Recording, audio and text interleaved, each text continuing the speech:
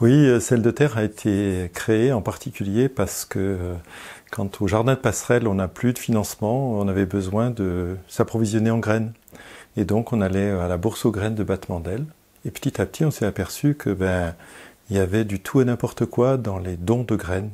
Et donc petit à petit on s'est organisé pour faire Sel de Terre pour qu'on fasse des graines de meilleure qualité. Et des graines, c'est parfois... les gens, elles sont mal conservées ou elles sont mal reproduites. Et bien quand on achète nos graines, elles sont fabriquées de manière globale et elles ne sont pas adaptées à notre terrain. Et en fait, il y a quelques années, on avait fait une étude génétique et on avait baptisé gènes poubelles, beaucoup de gènes dont on ne savait pas l'origine. Et en fait, on a découvert que c'était l'effet épigénétique qui inscrivait dans le gène de la plante l'expérience qu'elle a. Et au bout de 4 ou 5 ans, elle va être adaptée à notre terroir et à notre jardin. Et c'est ça l'intérêt de produire ces graines pour avoir une adaptation locale.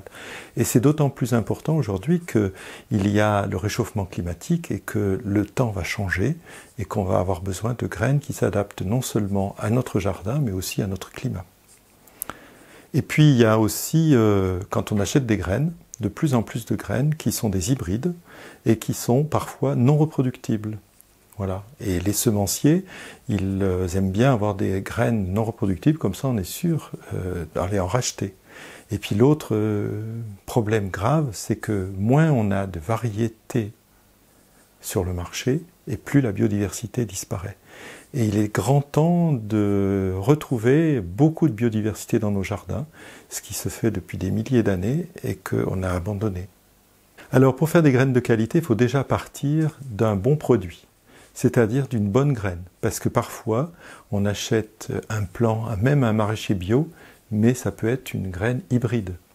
Donc il faut partir d'une bonne graine, qui n'est pas une graine hybride, c'est-à-dire acheter dans les locaux, dans les vendeurs de bonnes graines, si possible bio, mais à la limite, l'important c'est qu'elle ne soit pas hybride. C'est écrit F1 quand c'est hybride, donc surtout pas ça.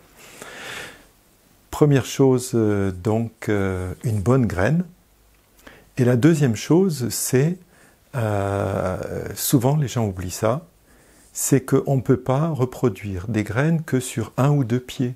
Si vous prenez 1 ou 2 pieds, vous allez avoir un appauvrissement génétique, exactement comme, par exemple, les rois de France qui se mariaient entre eux et puis ça dégénère.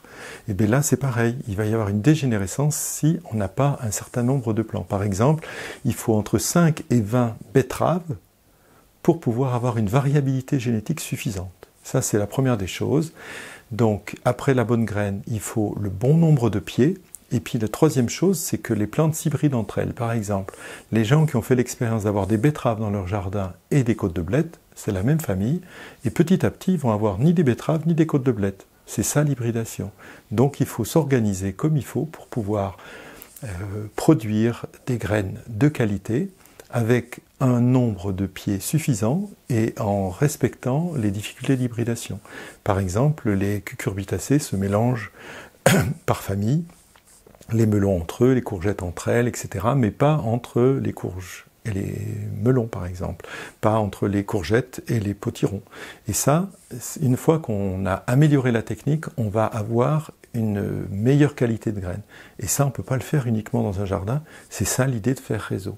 Faire réseau, c'est que peux-tu faire dans ton jardin? Par exemple, les carottes s'hybrident à la campagne facilement avec les carottes sauvages. Donc, c'est le jardin de la Passerelle cette année qui a produit des carottes à l'abri des carottes sauvages. Et on va pouvoir, comme ça, demander aux uns et aux autres, dans leur jardin, en fonction de quels sont leurs voisins, de produire ne serait-ce qu'une graine. Mais si on est 2, 20 ou 30 personnes, ça va faire 20 ou 30 graines qui seront de bonne qualité. Voilà l'idée. Alors on a de plus en plus organisé des groupes locaux en Corrèze et donc j'invite les gens à rejoindre le site Sel de Terre pour s'inscrire. Sur la première page, il y a mon adresse où ils peuvent m'écrire pour s'inscrire dans le réseau. Et on peut se rapprocher de groupes locaux.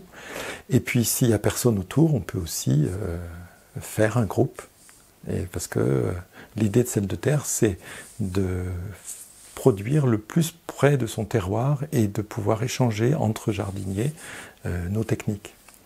Voilà, c'est l'important. Merci.